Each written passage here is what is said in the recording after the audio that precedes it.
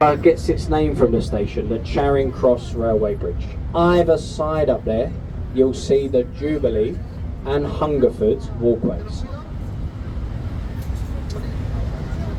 As we get a bit closer, wave and smile at the nice people on these walkways. If you get a wave back, it's said to bring you luck. How are we feeling? Sociable?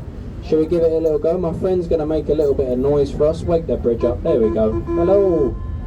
Nice people walking around. The wave at the nice people. It's very important you get them to wave. It stops them throwing things at the boat. Okay, very important. Keep them happy up there. They like throwing stuff for some reason from this bridge. Another walkway over here. Hello up there. Hello. Hey, there you go.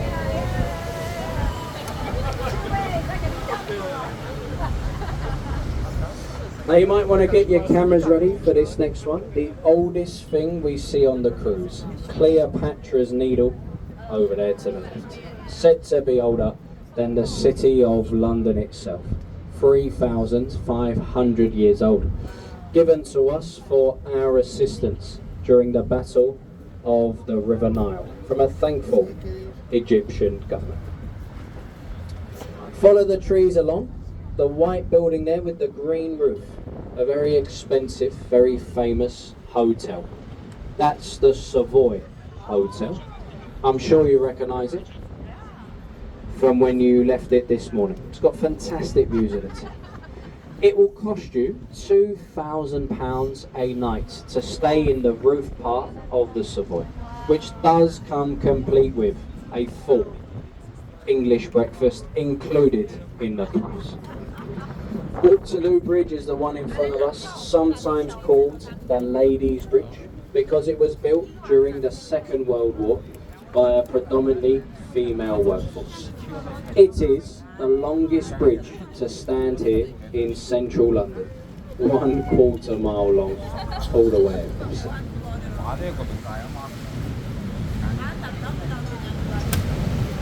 Once we clear the bridge to your left, Somerset House, built for the Dukes and Earls of Somerset. It used to hold all the information for the births, marriages and deaths of everyone in the UK. They now do some very nice exhibitions inside, an open air cinema in the summer and an ice skating rink in the colder months. There's always something going on in Somerset. It's very nice, isn't it? This next boat doesn't look like very much today, but you see that black and white one over there? It once was the royal family's royal barge 50 years ago. It's now a permanent bar and restaurant open to them. They're doing some maintenance work on the top floor, as you can see for the moment, so it's not open today, but very soon it will be. The St. Catherine was its opening. Stay to the left and you've got another nice boat there, the Wellington. Used to be part of the New Zealand Navy. It's now been donated to the Honourable Company of Master Mariners. And to join, you've got to have been a captain at sea for 25 years, making it a very exclusive livery hall for retired sea captains. Bit of a drinking club on the river. And look towards the back of the ship, you'll see a small stone archway with Father Thames on the top.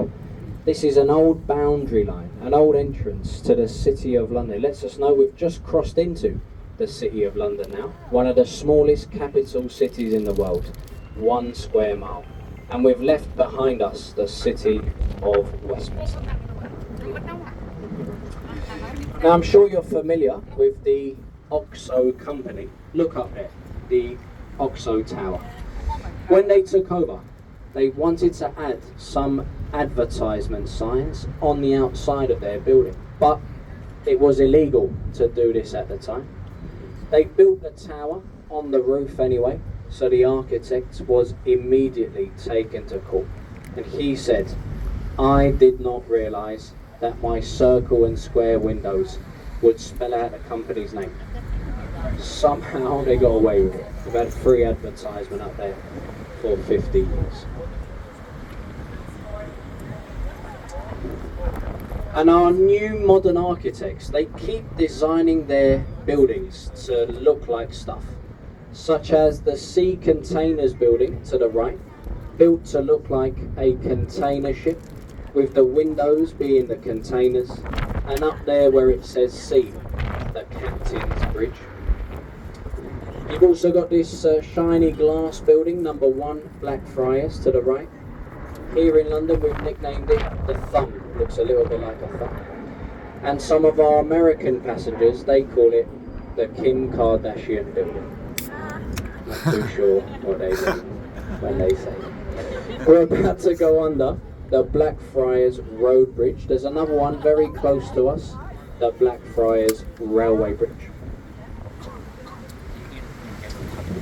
Up in the middle, you're going to see some red pillars. These are all that's left of the very first railway bridge to stand here, built and designed by Isambard Kingdom Brewery. Unfortunately, the new trains, they got a bit too heavy for the old bridge. They had to take it over the bridge. And look to your left now, the best view of St. Paul's Cathedral. St. Paul's is 365 feet high, easily remembered as 1 foot for every day of the year. Designed by Sir Christopher Wren, completed in 1710. Right above the dome, there's a nice viewing platform up there with breathtaking views.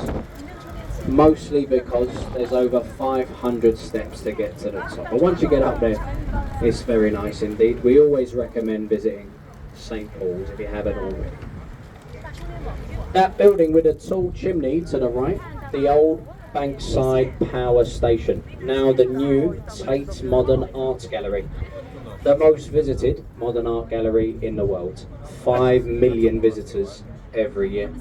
It's completely free to visit the building, and if you know anything about modern art, you'll know why it's completely free to visit a building, ladies and gents. As we go through the Millennium Footbridge, look to your right. The white building with the brown thatched roof, the replica of Shakespeare's Globe Theatre, the only building in London that was allowed to be built out of timber and thatch since the Great Fire of 1666. You'll see that red flag flying from the roof. This lets us know there's currently a play going on inside. You can go in there today and watch a Shakespearean play in the traditional way for only £5. Very good value for money for live entertainment here in London, I have to say.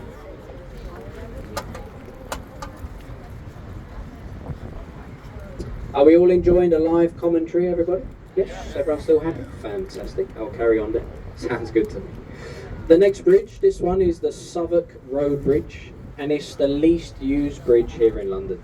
The reason for this, when they built it, they used too many back streets and back roads that no one can really find it. Mostly used by commercial drivers, buses, vans, lorries, that kind of thing. So not many Londoners use the Southwark Bridge.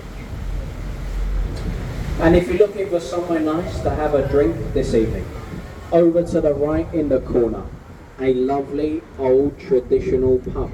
It's called the Anchor. There has been an establishment here for over 400 years. William Shakespeare used to get changed in the attic before performing at his nearby Rose and Globe theatres. And that is also the establishment where me and my friend behind me driving a boat will be visiting straight after work today to carry out the very critical research. We do the research in there for these commentaries. It takes hours and hours sometimes, very thirsty work. We do all that research for you, ladies and gentlemen. Just before the building with all the scaffolding on it, you're going to see an old pirate ship called the Golden Hind, a replica of the one Sir Francis Drake used to circumnavigate the globe. The reason we called the original a pirate ship, it brought back so much gold from its travels. It brought this country for the first time completely out of debt. That's a lot of gold. Obviously up to the right, the Shard of glass, over 1,000 feet tall, goes up 95 stories. In there you'll find hotels, offices, restaurants, even a few apartments. The most expensive of the apartments will set you back at least £30 million. So start saving now. And at the top, there's a lovely viewing platform up there. Great views of London. Everyone on the boat knows the name of this next bridge. It's the world famous London Bridge. If you don't believe me, they've scratched the name into the side. Nice photo opportunity coming up, London Bridge. It's more about the history, to be honest. We've had a few London bridges to stand here over the years. One fell down, one burnt down, one began to sink into the mud. The one that was sinking, we sold it to an American businessman. He moved the bridge overseas, rebuilt it over Lake Havasu in the Arizona desert. I know that sounds made up. Have a look online. It's completely true. It is true. There you go. It is true.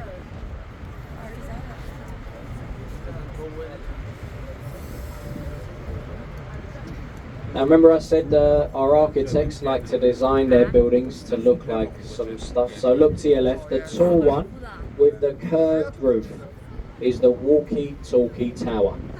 At the top of the walkie-talkie you'll find the London Sky Garden and viewing platform. It's free to go up there. Just look online first, make sure there's availability. They only allow a certain amount of people up at a time. Few bars, few restaurants up there.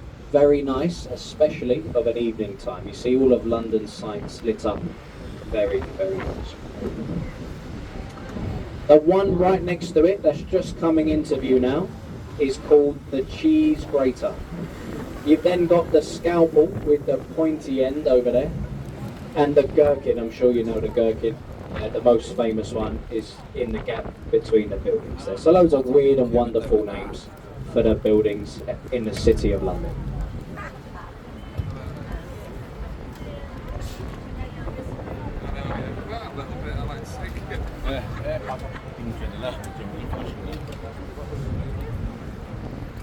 And now, sitting in the water, here to the right, the C-35 HMS Belfast. It served plenty of action during the Second World War and Korean campaign.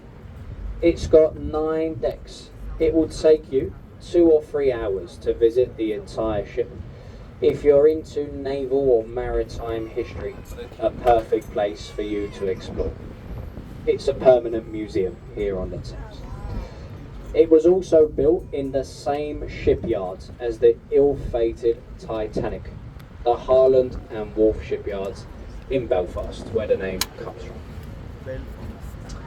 If anyone on the boat has been to Greenwich today, you might have seen we've got a very large cruise ship in the Greenwich ship tier at the moment.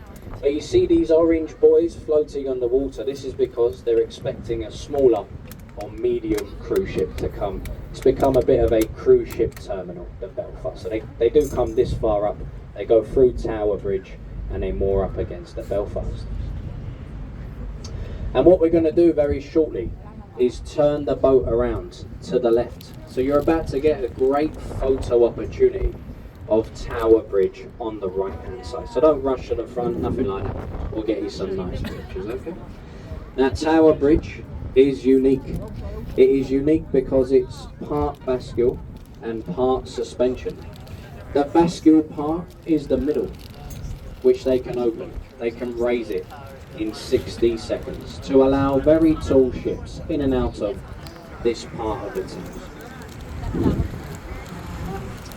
And the bridge has only ever failed to open once, and that was on its opening ceremony, where a sailing vessel collided with the middle of the bridge.